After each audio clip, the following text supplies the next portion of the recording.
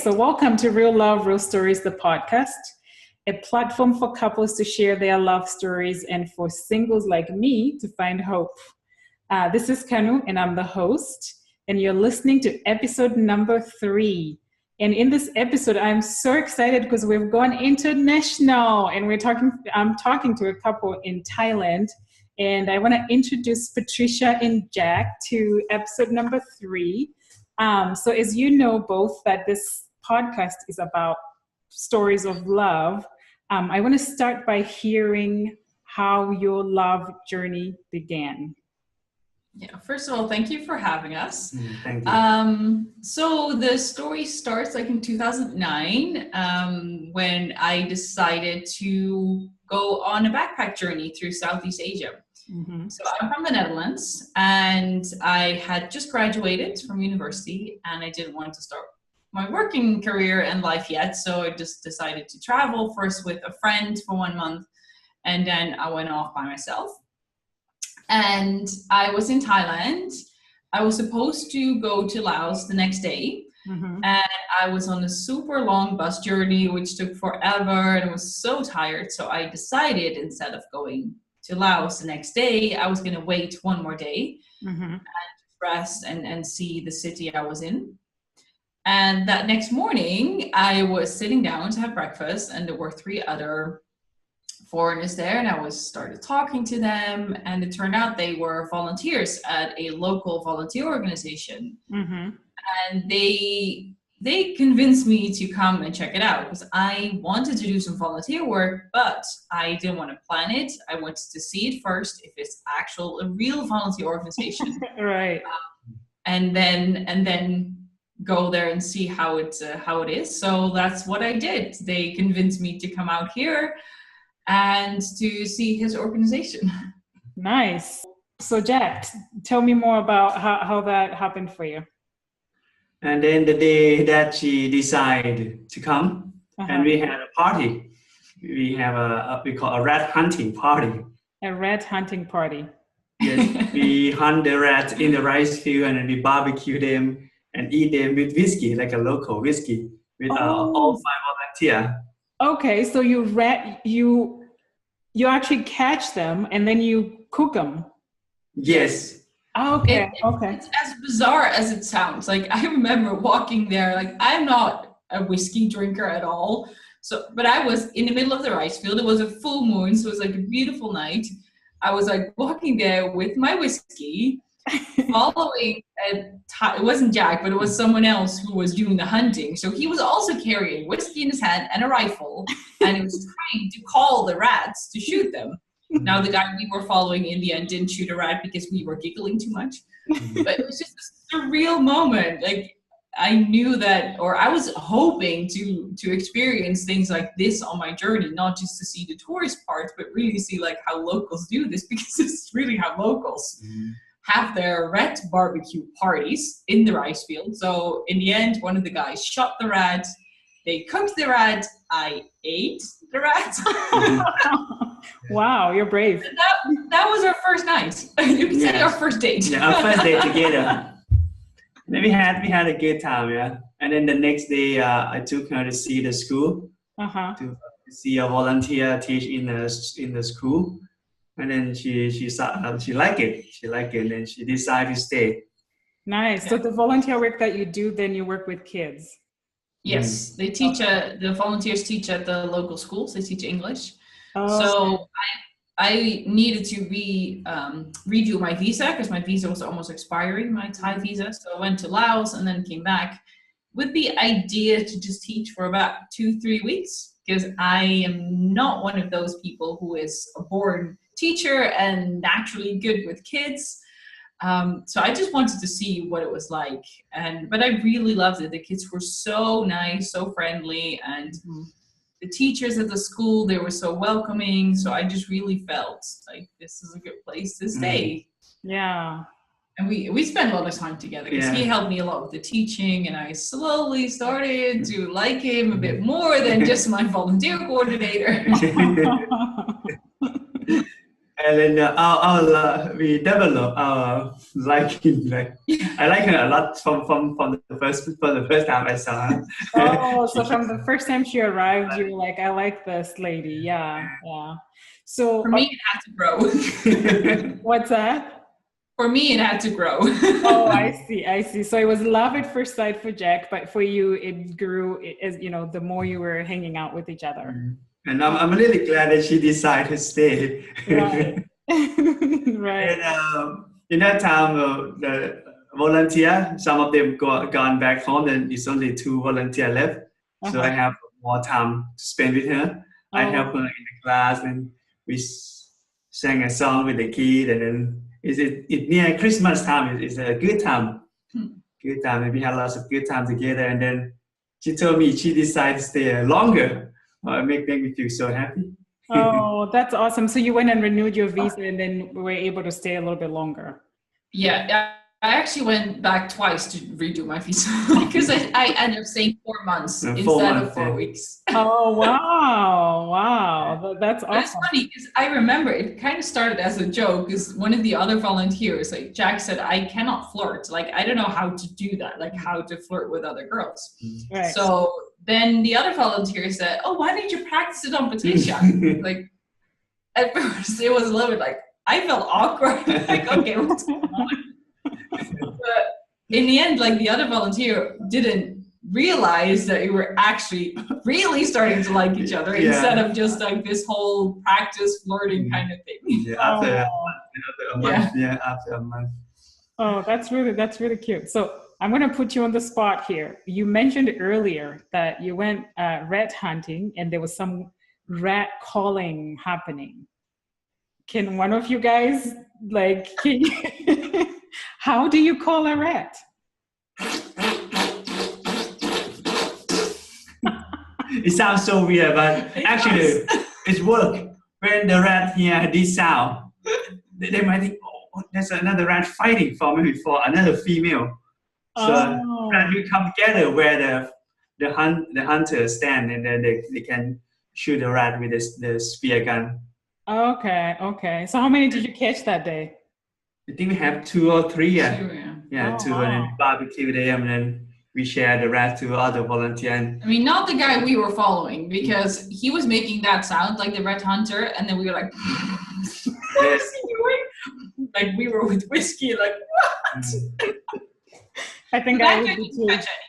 I think I would be too. So thanks for humoring me with that, because I didn't know, like, how would you call a rat, and so that's awesome. Let's go back to 2009. So you were there 4 months total, and then so you went back to the Netherlands. So at this point, are you guys doing long distance? We actually kind of left it off as this is it. This is the end, because we didn't want to put pressure on each other. Like I didn't want him to feel pressured to maybe come to the Netherlands, or for me to move to Thailand, because at that point I thought move to Thailand was impossible. Like that's not going to happen. Right. So we didn't really break it off, but we didn't really say like, okay, we're gonna do the long distance thing, simply because we both didn't see how the future would work out. Okay. We really enjoyed it, and for me it was still, like he said, kind of like a summer love. And in those moments, you're more able to really embrace the moment. But sometimes when you're back home, it's like, yeah, it was nice, but it was just because of the weather and because I didn't have a job, so nothing to do. So everything is nice and happy. So we kind of left it off as this might be the last time ever we see each other.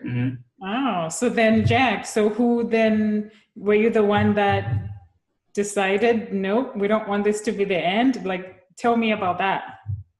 And then after she left, I think about 5 months, and I became a monk, a forest monk at the temple, a forest temple. Oh, you did? So wait, you became a monk? And can a monk get married? No. Our son just walked in. Well, it's in Thailand, it's very normal for, actually it's something every young guy does, they become a monk for a certain amount of time because that's part of their growing up, so to say. Okay. Okay. I see a little head on the corner there. Yeah, he just popped in.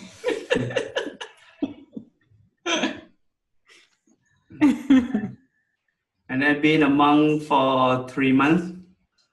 And then later I quit and then come to work as a volunteer coordinator again. Okay. And then after that we Skype, we talk. Yeah, we kept in touch, Yeah, like exchanging emails, but still not trying to talk too much, like how we missed each other, or because we had no idea how we could make it work. Right. And I had just graduated. I had my master's degree in interior design. Like, what am I going to do in the countryside? And I was always focused on career, so I didn't really know how that was going to work. So we exchanged some emails, but after 6 months, I was like, no, I need to know. I cannot move on because I don't know whether or not we're serious enough. So I needed to go back to see if we had a future or not. So after 9 months, I flew back just to see if this was real, and it was. Oh. That's beautiful. Yeah. So after 9 months, okay. And then, so talk to me about the proposal. At what point did you decide that this is what you guys wanted to do? So when I went back, I was only back for, again, another 4 months. I went back to the Netherlands to work. And then in 2012, I moved here permanently. And well, you can share about the proposal. Yes, and I think every day when she was here for the second time, I keep asking her like, okay, do you love me? Do you want to marry me? I want to marry you every time, like as a joke, yeah. So and then one day after doing that for many times, and one day. Well, I kept saying, come with a proper proposal, otherwise I'm not going to give you a proper answer. Right. Took her to a very nice restaurant in the city in Nong Khai. So we went to an Italian restaurant and ordered very nice food, sit in a very nice corner, and then I asked her, and then she said yes. I'm really happy. And it was quite spontaneous. It wasn't like one of those super planned with a ring or anything. Also because in Thailand it's not normal to wear a ring or to propose with a ring. Okay.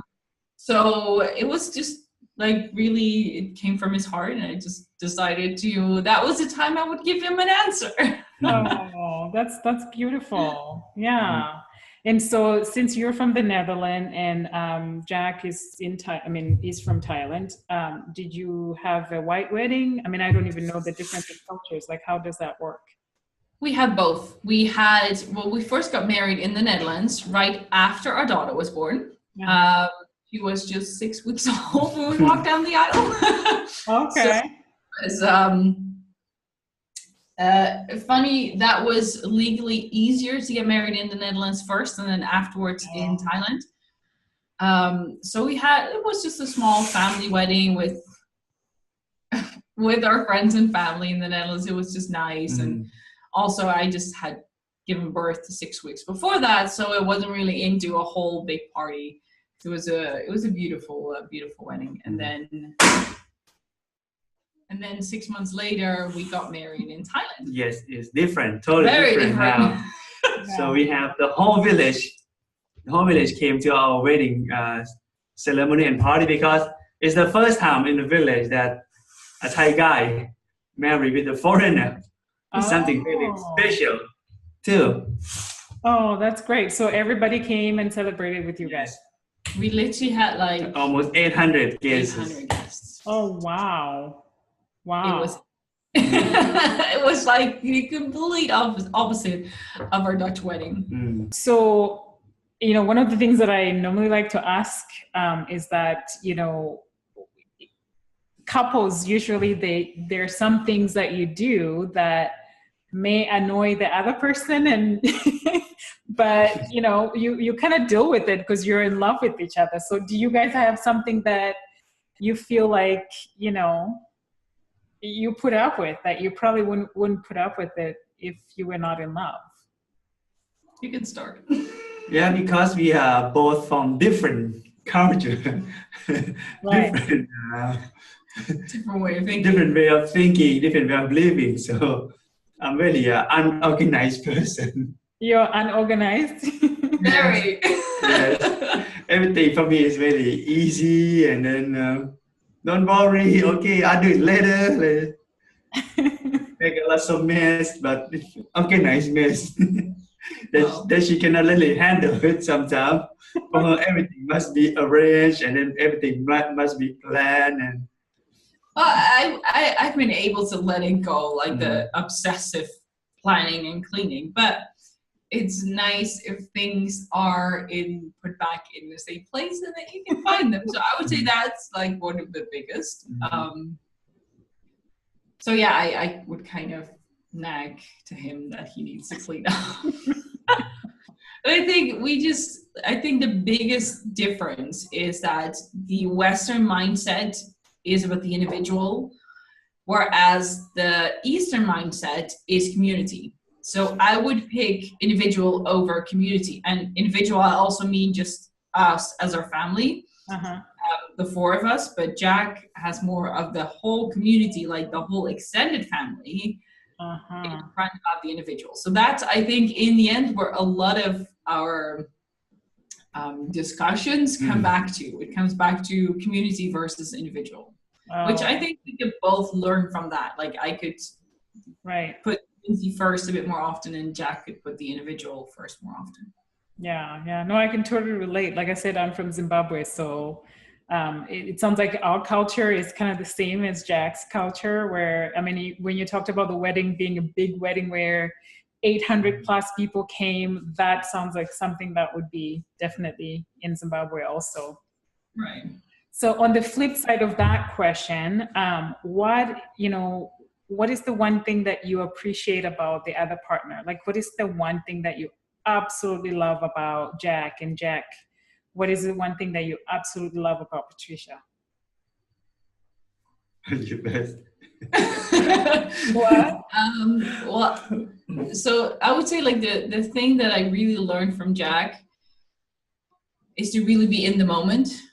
And that comes very natural for him. And it's also like a Buddhist way of living. So for me, it really moving here, because I started that journey of becoming more aware of the present moment, to really live in the moment. But I think Jack has really made that transition even go faster, to really just enjoy. Because in the beginning, I had nothing here. Like I didn't have a job, not much to do. So he just, like the first 6 months when I moved here, we didn't even have volunteers. But I would say like that has been one of the happiest moments of my life, because there was nothing, no pressure, just be easy and just enjoy what we have and what was going on. So I think I'd say that's one of the biggest things I learned from him, and the thing that I appreciate the most from him. Living in the moment. Yes. I love that. What about Jack? What do you absolutely love about Patricia? I don't know. I think I found peace. I see. I like her, but I don't know how to explain it. Like when I see her, I feel happy. Oh. Yes. Then the first time I saw her already. Yeah. This woman make me very happy. I want to be with her. I feel I want to spend the rest of my life with her. So every day when I see her, I feel happy. So she make me happy. It's like she fulfilled my destiny. Oh my God, that's so beautiful. Yes, yeah. Oh. Tears to my eyes. Yes, Oh, it's like my life have lots of fun, freedom, joyful, but there's something missing. Yeah. So when I found, I think she's the one that missing piece from my life. So she will bring me peace. She completes you. Yeah, she will complete me. Yeah, that's awesome. Well, thanks for sharing that.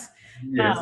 So Patricia, I want to ask you this, because you're the one who, you found love while you're on your journey and you're traveling so, I'm single and I'm looking for the one, and so the whole reason about the podcast is to really hear love stories like yours and, remind me that I can find love when I travel somewhere and I volunteer, like you did. So what advice would you have for single people like me who are looking for love?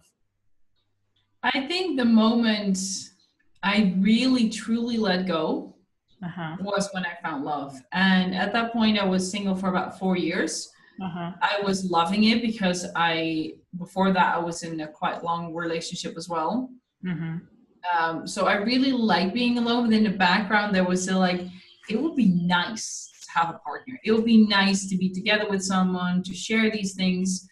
But it wasn't until I was in Asia where I was like, I'm not going to look for it. I'm traveling. This is my time. This is a time where I'm just going to focus on my own journey instead of wanting another person to complete me. It's like, I needed to find a piece of myself first. Right. And in the end, meeting him, that really made me realize even in a bigger way who I was. So I didn't needed him, but he showed me who I truly was and what was really aligned with my purpose and myself. So I would say let go, but also be open, because if I would have used my rational mind, I would have never come back to Thailand. There's a common theme for all the couples that I've talked to.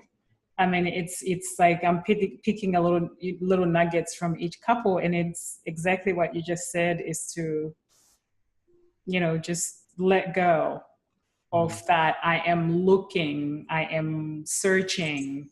I think one of the couples shared, when you do that, you won't find the person, but have that mindset of attracting, and when you want to attract a partner, you're not really looking, but I think it's around your energy and, that aura that you have around you that then attracts that person, and you never know where that person is going to show up, right?